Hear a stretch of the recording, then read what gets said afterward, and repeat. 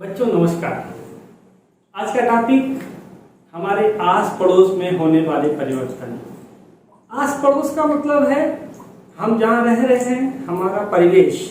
हमारा जो परिवेश है उस पर क्या क्या चेंजेज आते हैं और कैसे कैसे चेंजेज आते हैं, इस पर चर्चा आज की करनी है। तो जो टॉपिक जिसकी मैं बात कर रहा हूँ, एक अच्छा 6 विज्ञान विषय का टॉपिक है। और विज्ञान जो है वो सिर्फ किताब में ही नहीं है, सिर्फ प्रयोगशाला में ही नहीं है। बच्चों का विज्ञान हमारे आसपास जो हमारा परिवेश है वहां पर ही निहित है। तो इसमें परिवर्तन कई प्रकार के होते हैं। उसमें हम सबसे पहले परिवर्तन की बात करेंगे जो मंद और तीव्र परिवर्तन होते हैं। मंद माने धीमे धीमे होने वाले परिवर्तन, और तीव्र माने एकदम बहुत तेजी से जो परिवर्तन होते हैं वो कहलाते हैं तीव्र परिवर्तन। तो यहाँ पर एक मैं घटना बता रहा हूँ। जैसे बर्फ का पिघलना है तो बर्फ धीरे धीरे पिघलती है और धीरे धीरे पिघल करके पानी बनता है। तो इस परिवर्तन को हम कहेंगे मंद परिवर्तन, क्योंकि एक क्रिया धीरे धीरे हो रही है। दूसरी क्रिया की बात करते हैं, जैसे दूध का जमना। दूध जब हम दूध से दही बनाने का प्रक्रम करते हैं तो ये भी तुरंत नहीं होती, एक क्षण में नहीं हो जाती है। ऐसे परिवर्तन को भी हम क्या कहेंगे, मंद परिवर्तन है, यानी धीमे धीमे होने वाला परिवर्तन है। यहाँ पर मैंने एक बलून लिया हुआ है, आप देख रहे हैं, एक बलून है। तो आप देख रहे हैं इस बलून को अगर फोड़ा जाए तो एक क्षण भर में बलून फूट जाएगा। तो इस परिवर्तन क्या कहेंगे, ये परिवर्तन कैसे हुआ, तीव्र परिवर्तन। ये बलून लिया मैंने, इस तरह से किया तो ये बहुत तेजी से, कब बलून था कब बलून नहीं रहा, इस परिवर्तन को मैंने कहा ये परिवर्तन तीव्र परिवर्तन है, यानी बहुत तेजी से होने वाला परिवर्तन। ऐसे ही आपने दीपावली को पटाखा चलाया होगा। जब हम पटाखा चलाते हैं तो आपने देखा पटाखे चलाते समय क्या होता है, एक क्षण नहीं लगता है, पटाखा में आग लगती है और पटाखा फूट जाता है। तो ऐसे परिवर्तन को हम कहते हैं तीव्र परिवर्तन। अब बात करेंगे हम एक दूसरे प्रकार परिवर्तन की। इस तरीके से अगर आप देखेंगे हमारे परिवेश में कई प्रकार के परिवर्तन होते रहते हैं। सिर्फ हमें वो नजरिया चाहिए, वो विजन चाहिए कि जिससे हमें देख पाए कि परिवर्तन किस प्रकार का है। अगला परिवर्तन मैं बात करता हूँ अनुकूल और प्रतिकूल परिवर्तन की।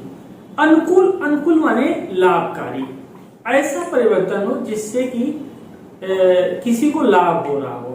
और विशेषकर लाभ की, जबकि लाभ की बात होती है तो लाभ की हम बात करते हैं अपने खुद के लाभ की बात, कि मेरा मतलब मनुष्य का लाभ हो रहा हो या जीव जंतुओं का लाभ हो रहा हो, तो उस परिवर्तन की बात करते हैं। और प्रतिकूल माने जब हमारे फेवर का नहीं है, यानी हमारी हानिकारक परिवर्तन है, उसे कहते हैं प्रतिकूल परिवर्तन। हमने अपने समाज में, हमारे आसपास पड़ोस में देखा है कि जैसे फलों का पकना, आम का फल हो चाहे केला का फल हो, वो पेड़ में लगा हुआ है और पक रहा है। तो इसमें आप इस परिवर्तन में दो चीजों को देखेंगे।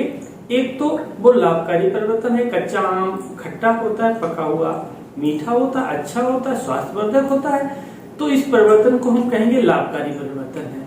और आम का पकना जो है एक दीर्घकालिक प्रक्रिया है, यानी समय लगता है।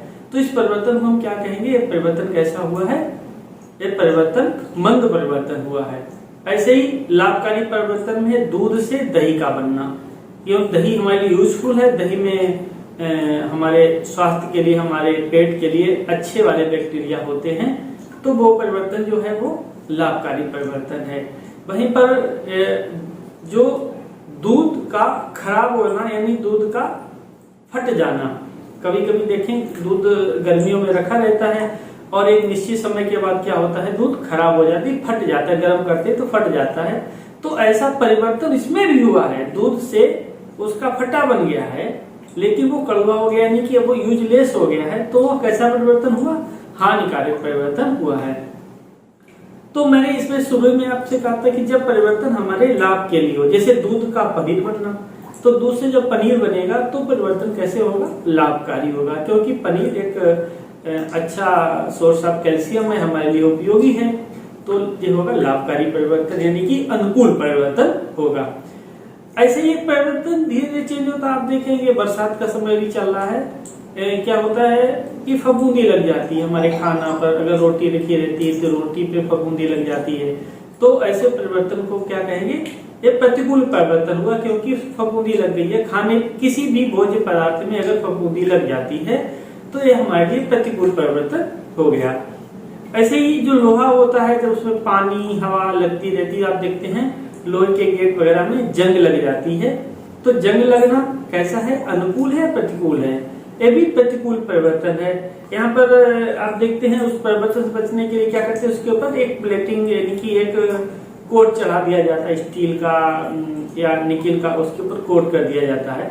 तो मैंने इस परिवर्तन को बताया अनुकूल और प्रतिकूल परिवर्तन। नेक्स्ट परिवर्तन की मैं बात करता हूँ, बहुत अच्छा और उपयोगी परिवर्तन है, चेंजेस है, उसे कहते हैं नियमित और अनियमित परिवर्तन। नाम में ही अर्थ छिपा हुआ। नियमित, नियमित माने रेगुलर, इंग्लिश में क्या रेगुलर, यानी नियम से होता है। परिवर्तन हमारे प्रकृति में हमारे आसपास होते ही रहते हैं। अब नियमित परिवर्तन क्या? जैसे आप देखते हैं सुबह सूर्य का निकलना, रोज सुबह डेली आप देखते हैं प्रातः काल में सूर्य निकलता है, तो रेगुलर है यानी नियमित है। वो परिवर्तन नियमित परिवर्तन कहलाएगा, जो एक निश्चित समय के बाद में दोहराया जाता है, होता है परिवर्तन। और ऐसे ही देखेंगे ऋतु परिवर्तन, जैसे आप देखते हैं एक निश्चित 3-4 महीने के बाद में सर्दी ऋतु आ जाती है, फिर उसके बाद में दूसरी ऋतु आ जाती है, यानी साल में 4 ऋतुएं हैं।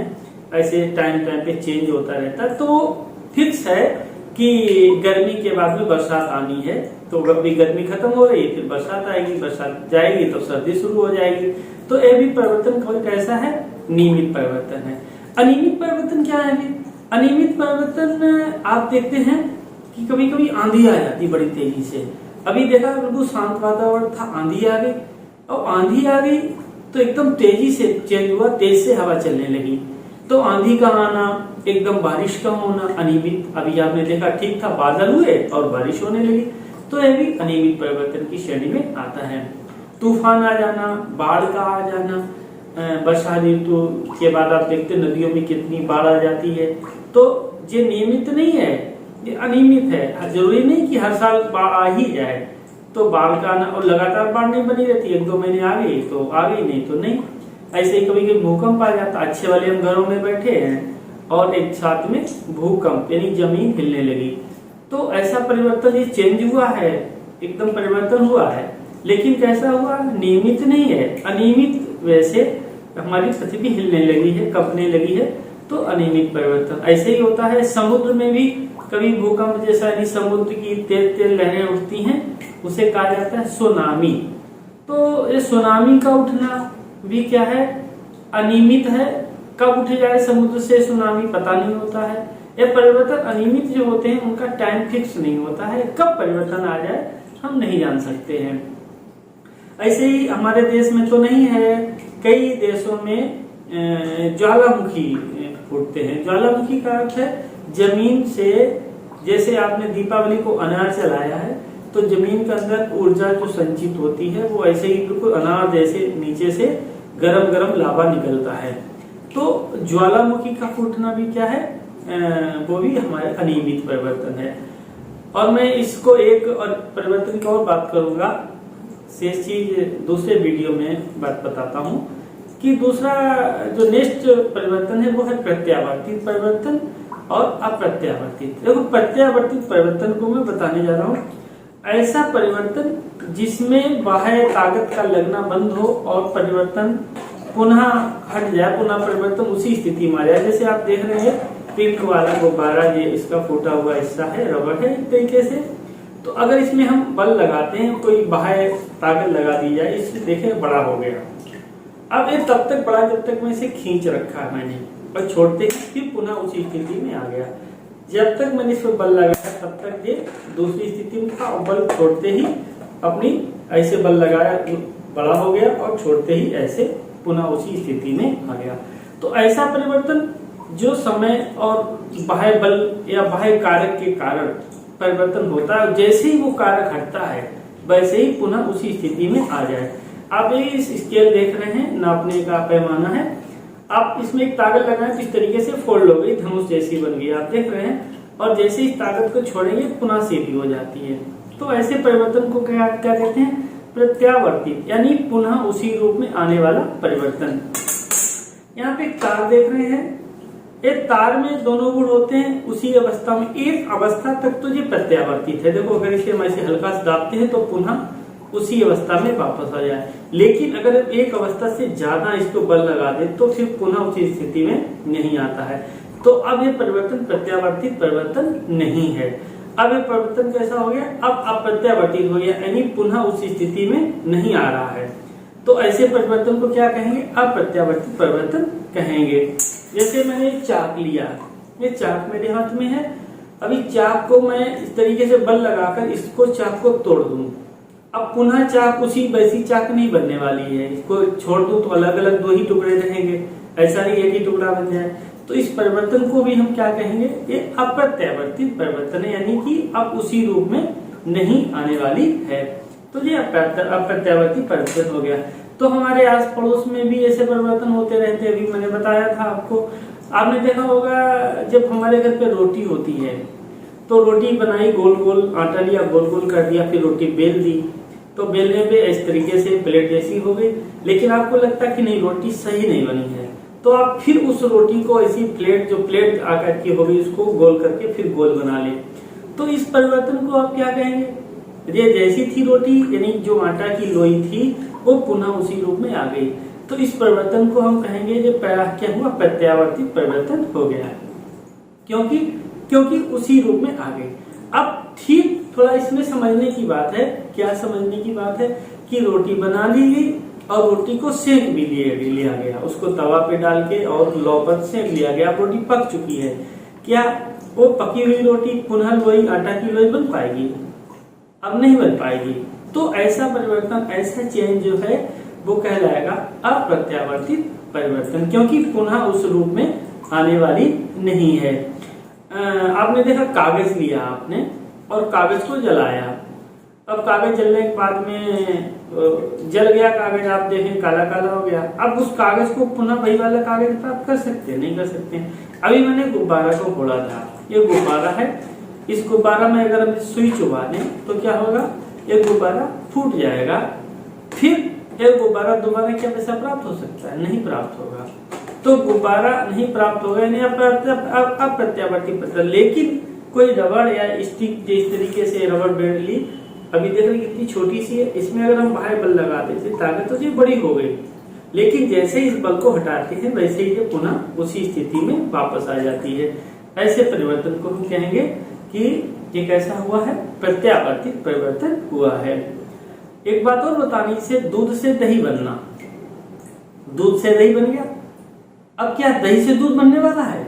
नहीं बनने वाला है, क्योंकि ऐसा चेंज आ गया उसके अंदर कि अब दही दूध में परिवर्तित नहीं हो सकता, उसमें केमिकल चेंज हो गया है, तो वो दोबारा उस अवस्था में नहीं आएगा। तो इस परिवर्तन को भी हम क्या कहेंगे? ये प्रत्यावर्तित परिवर्तन नहीं है। क्या है? अप्रत्यावर्तित परिवर्तन है। पूजा करते हैं आप, धूप बत्ती या अगरबत्ती को जलाते हैं तो आप देखेंगे स्टिक लगता है वैसी बनी रही, लेकिन क्या वो दोबारा बुझाने के बाद में क्या वो वैसी पुनः अगरबत्ती बन सकती है या धूप बत्ती बन सकती है? नहीं बनेगी। तो ऐसा परिवर्तन क्या कहलाएगा? अप्रत्यावर्तित परिवर्तन कहलाएगा। आपको तमाम उदाहरण देखने को मिलेंगे। अभी इस चूंकि बड़ा है, इसको हम सेकेंड पार्ट में आपको बताएंगे। देखते रहिए, सेकेंड पार्ट में आपको बताएंगे कि और क्या कैसे भौतिक परिवर्तन होते हैं, रासायनिक परिवर्तन होते हैं। ठीक, थैंक यू।